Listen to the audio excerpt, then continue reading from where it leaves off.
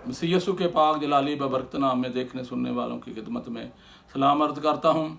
आज हम कलाम मुक़द्दस के कुर्बानी के बारे में सीखेंगे। कुर्बानी अरबी ज़ुबान का लफ्ज़ है जिसका मसदर है कुर्ब।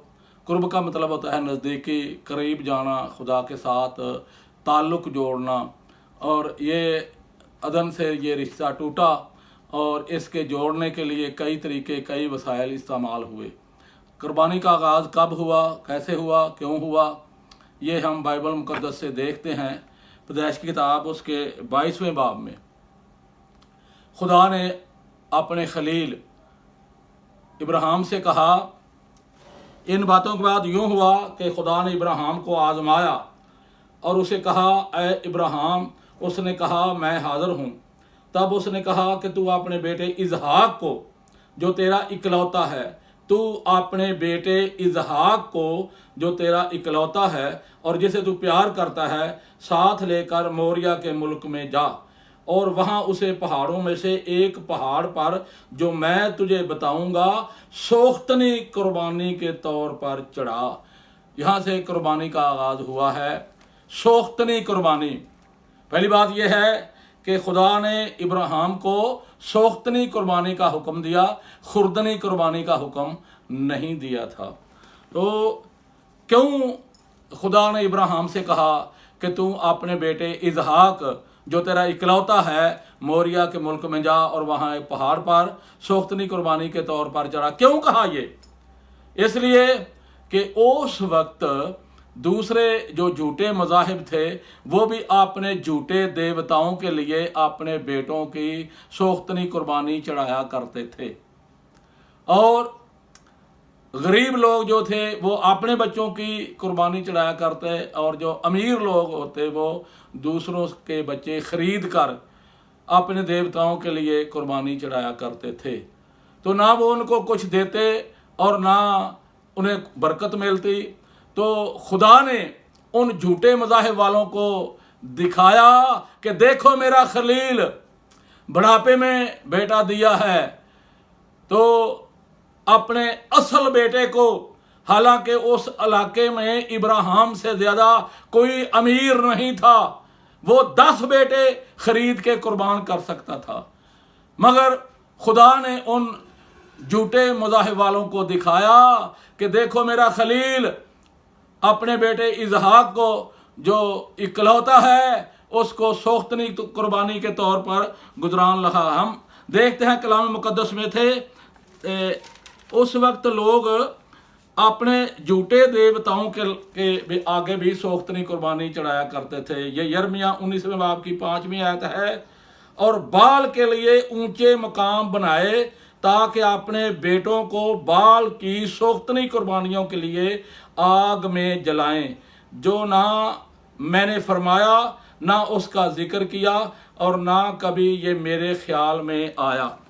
तो उस वक्त झूठे मज़ाहिब वाले जो थे वो अपने बच्चों को बाल के लिए, मुल्क के लिए सोख्तनी कुर्बानी के तौर पर चढ़ाया करते थे। तो खुदा ने इब्राहिम से कहा, ऐ मेरे खलील इसहाक जो तेरा इकलौता है मेरे लिए सोख्तनी कुर्बानी के तौर पर चढ़ा। सोख्तनी का मतलब है जला देना। तो इसहाक की जगह जो मेंढा आया था, जो लेला आया था, इब्राहिम ने उसे जला दिया था, जलाया। ये सोख्तनी कुर्बानी थी जो बनी इसराइल भी सोख्तनी कुर्बानी चढ़ाया करते थे। हम देखते हैं कलाम मुक़द्दस में से अबार की किताब उसका 8वां बाब और उसकी 20वीं आयत से, बनी इसराइल भी जो सोख्तनी कुर्बानी खुदा के खलील इब्राहिम की याद में, उनकी सुन्नत में जो सोख्तनी कुर्बानी गुजराना करते थे, आया वो उसे खाते थे या उसे जलाया करते थे। तो यहाँ अबार की किताब 8वें बाब की 20वीं आयत में लिखा है, फिर उसने मेंढे के उज़व को काट कर अलग किया और मूसा ने सर और अज़ा और चर्बी को जलाया और उसने अंतड़ियों और पायों को पानी से धोया اور موسیٰ نے پورے مینڈے کو مذبح پر جلایا۔ یہ سوختنی قربانی راحت انگیز خوشبو کے لیے تھی۔ اور اس وقت بنی اسرائیل میں جو دستور تھا سوختنی قربانی کا، وہ ایک تو خدا کی قربانی ہوتی تھی اور ایک سالانہ قربانی باپ ابراہیم کی یاد میں وہ گزرانا کرتے تھے۔ تو گھرانے کے سارے افراد جو ہوتے تھے وہ اس مینڈے پر اپنے ہاتھ رکھتے، اپنے گناہوں کا اقرار کرتے تھے اور گناہوں کے کفارہ کے لیے وہ سوختنی قربانی خداوند کے حضور گزرانا کرتے تھے۔ اور کاہن جو ہوتا تھا وہ اس کا خون لے کر جا کے وہ عہد کے صندوق پر، مذبح پر اور پردے پر چھڑکتا تھا۔ یہ ان کی طرف سے کفارہ ہوتا تھا جو کاہن دیا کرتا تھا۔ اب چونکہ بہت سے سوالات بھی آئے ہیں کہ آیا ہمیں یہ قربانی کا گوشت جو ہمارے بھائی مسلمان کرتے ہیں کھانا چاہیے یا نہیں کھانا چاہیے؟ تو اس کا جواب ہم بائبل مقدس سے پوچھتے ہیں۔ پہلی بات، جس طرح میں نے بتا دیا ہے کہ ابراہیم نے سوختنی قربانی چڑھائی تھی، خوردنی قربانی نہیں چڑھائی تھی۔ نمبر 2، اسحاق کی قربانی دی تھی، اسماعیل کی نہیں۔ بائبل میں یوں لکھا ہے اس نے اپنے بیٹے اسحاق جو اس کا اکلوتا تھا اس کی قربانی چڑھائی۔ اور چلتے چلتے یہ بھی عرض کر دوں کہ پورے قرآن مجید میں کہیں بھی حضرت اسماعیل کی قربانی کا ذکر نہیں ہے۔ اب سوال یہ ہے کہ آیا ہمیں یہ گوشت کھانا چاہیے یا نہیں کھانا چاہیے؟ تو ہم بائبل مقدس سے پوچھتے ہیں کہ آیا کھانا چاہیے یا نہیں کھانا چاہیے۔ یہ پہلا کرنتھیوں اس کا 10واں باب ہے۔ کلام مقدس سے ہم پوچھتے ہیں کہ آیا ہمیں کھانا چاہیے یا نہیں کھانا چاہیے۔ یہ پہلا کرنتھیوں 10ویں باب کی یہ 20ویں آیت میں یوں لکھا ہے،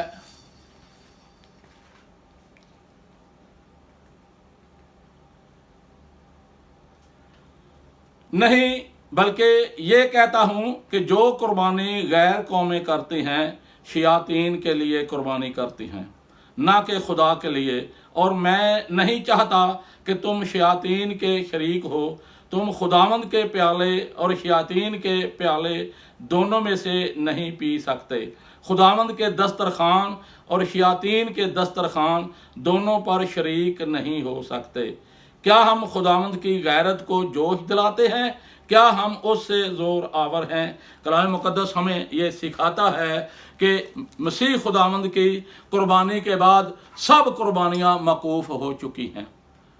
پہلا اختلاف تو یہ ہے، نام کا ہی اختلاف ہے۔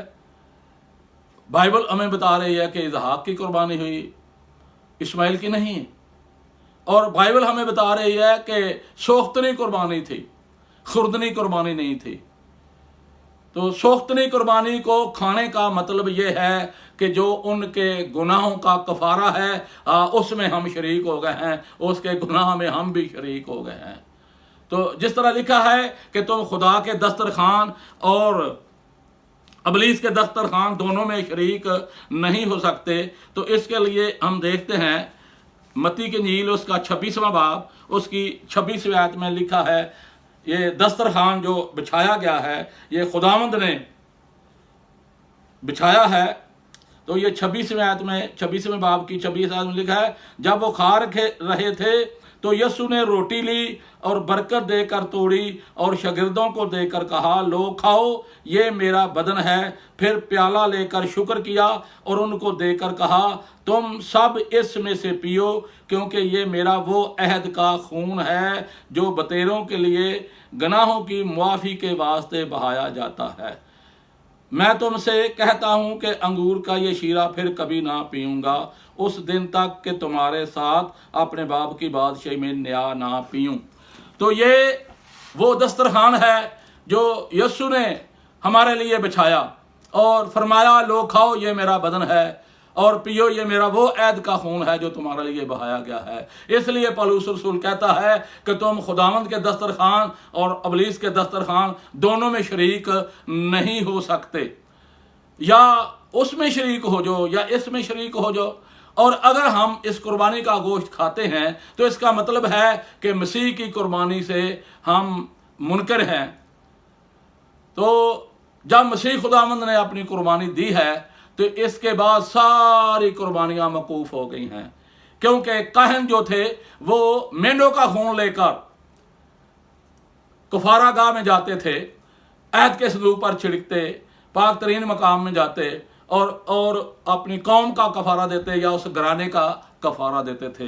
لیکن مسیح خداوند نے یہ خود کیا، خود کفارہ دیا، اپنا خون دے کر اس نے یہ کفارہ دیا ہے اور اس نے یہ قربانی دی ہے۔ اس لیے مسیح خداوند کی قربانی کے بعد سب قربانیاں موقوف ہو گئی ہیں، اور اگر ہم اس قربانی میں شریک ہوتے ہیں تو مسیح کی قربانی سے منکر ہیں۔ مسیح کی قربانی سے منکر ہیں تو اس کا مطلب ہے ہم کفارہ پر ایمان نہیں رکھتے، تو پھر ہم خداوند کے دسترخوان میں شریک نہیں ہوتے۔ اس لیے پولس رسول نے بھی یہ کہا ہے، یہ پہلا کرنتھیوں 11ویں باب کی یہ 23ویں آیت میں لکھا ہے، کیونکہ یہ بات مجھے خداوند سے پہنچی اور میں نے تم کو بھی پہنچا دی کہ خداوند یسوع نے جس رات وہ پکڑوایا گیا روٹی لی اور شکر کر کے توڑی اور کہا یہ میرا بدن ہے جو تمہارے لیے ہے، میری یادگاری کے واسطے یہی کیا کرو۔ جب ہم اس کی یادگاری کے لیے کرتے ہیں تو ہم اس کی قربانی کا اقرار کرتے ہیں کہ یسوع نے ہمارے لیے خون بہایا، یسوع نے ہمارے لیے یہ قربانی دی، یسوع نے ہمارا کفارہ دیا ہے۔ تو جس طرح اس نے فرمایا میری یادگاری کے واسطے یہی کیا کرو، اسی طرح اس نے کھانے کے بعد پیالہ بھی لیا اور کہا یہ پیالہ میرے خون میں نیا عہد ہے، جب کبھی پیو میری یادگاری کے لیے یہی کیا کرو، کیونکہ جب کبھی تم یہ روٹی کھاتے اور اس پیالے میں سے پیتے ہو تو خداوند کی موت کا اظہار کرتے ہو جب تک وہ نہ آئے۔ تو یہ پولس رسول نے بھی کہا ہے کہ یہ ہے خداوند کا دسترخوان جس میں ہم شریک ہوتے ہیں۔ تو خداوند کے دسترخوان میں شریک ہونے کے لیے یہ ہمیں اس سے نہیں کھانا چاہیے۔ اگر مسیح کے دسترخوان میں آپ شریک ہوتے ہیں تو قربانی کا گوشت ہمارے لیے روا نہیں ہے، تو اس کا مطلب ہے کہ ہم مسیح کے دسترخوان میں شریک نہیں ہیں، ہم اس دسترخوان میں شریک ہیں۔ تو اس لیے عبرانیوں میں بھی یہ لکھا ہوا ہے۔ اب دیکھیے عبرانیوں کا خط 9واں باب اس کی 14ویں آیت میں لکھا ہے، تو مسیح کا خون جس نے اپنے آپ کو ازلی روح کے وسیلہ سے خدا کے سامنے بے عیب قربان کر دیا، تمہارے دلوں کو مردہ کاموں سے کیوں نہ پاک کرے گا تاکہ زندہ خدا کی عبادت کریں۔ اور آگے ہم اسی کی 9ویں باب کی 25ویں آیت کو دیکھتے ہیں، تو یہاں لکھا ہے یہ نہیں کہ وہ اپنے آپ کو بار بار قربان کرے، جس طرح سردار کاہن پاک مکان میں ہر سال دوسرے کا خون لے کر جاتا تھا، یعنی جانوروں کا خون وہ لے کر جاتا تھا جو وہ مینڈا کفارے کے لیے دیتے تھے، خواہ وہ ایک گھرانے کے لیے ہوتا یا پوری قوم کے لیے ہوتا۔ سردار کہن اس خون کو لے کے جا کے کفارہ گاہ پر اس کو چھڑکتے، عہد کے صندوق پر پردے پر چھڑکتے تھے۔ تو اس کے لیے مسیح خداوند ایک بارے میں لکھا یہ نہیں کہ وہ اپنے آپ کو بار بار قربان کرے، جس طرح سردار کہن پاک مکان میں ہر سال دوسرے کا خون لے کر جاتا ہے، ورنہ بنائے عالم سے لے کر اس کو بار بار دکھ اٹھانا ضرور ہوتا، مگر اب زمانوں کے آخر میں ایک بار ظاہر ہوا تاکہ اپنے آپ کو قربان کرنے سے گناہ کو مٹا دے۔ اور جس طرح آدمیوں کے لیے ایک بار مرنا اور اس کے بعد عدالت کا ہونا مقرر ہے، اسی طرح مسیح بھی ایک بار بہت لوگوں کے گناہ اٹھانے کے لیے قربان ہو کر دوسری بار بغیر گناہ کے نجات کے لیے ان کو دکھائی دے گا جو اس کی راہ دیکھتے ہیں۔ یہ کلام مقدس ہے، یہ کلام خداوندی ہے، نہ تیرا ہے نہ میرا ہے۔ اب کلام مقدس کی روشنی میں ہم نے कलाम मुक़द्दस से साबित किया है कि मसीह खुदावंद के कफ़ारे के बाद, मसीह खुदावंद की कुर्बानी के बाद सारी कुर्बानियाँ जो हैं वो मौकूफ़ हो गई हैं। जब मसीह खुदावंद ने कफ़ारा दे दिया है तो हमारा मेल मिलाप खुदा के साथ हो गया है। जिस तरह मैंने कहा कि कुर्बानी का मतलब होता है करीब होना, कुर्बानी का मतलब है खुदा के साथ मेल मिलाप होना, उसकी को कुर्ब हासिल करना। तो मसीह खुदावंद ने कुर्बान होकर हमारा मेल मिलाप खुदा के साथ कर दिया है। इस तरह मुकाशफा 5वें बाब की 9वीं आयत में लिखा है, और वो ये नया गीत गाने लगे कि तू ही इस किताब को लेने और उसकी मोहरें खोलने के लायक है, क्योंकि तूने ज़बह होकर अपने खून से हर एक कबीला और अहले ज़बान और उम्मत और कौम में से खुदा के वास्ते लोगों को ख़रीद लिया है। और ये खुदावंद ने हमारा मेल मिलाप खुदा के साथ करा दिया है। इसलिए ये दूसरा कुरिन्थियों उसके 5वें बाब की 19वीं आयत में यूं लिखा है, मतलब यह है कि खुदा ने मसीह में होकर अपने साथ दुनिया का मेल मिलाप कर लिया और उनकी तकसीरों को उनके जिम्मा ना लगाया। तो मसीह खुदावंद ने कुर्बान होकर हमारा मेल मिलाप जो है वो खुदा के साथ कर दिया है। और मसीह खुदावंद की कुर्बानी के बाद सब कुर्बानियाँ बाइबल मुक़द्दस के मुताबिक मौकूफ़ हो गई हैं। इसलिए हमें किसी कुर्बानी में शरीक होने की ज़रूरत नहीं है। और जो उस कुर्बानी में शरीक होता है तो इस मतलब ये है कि वो मसीह की कुर्बानी से मुनकर है, और जो मसीह की कुर्बानी से मुनकर है वो मसीही नहीं कहला सकता। खुदा अपने कलाम के वसीला आप सबको बरकत दे।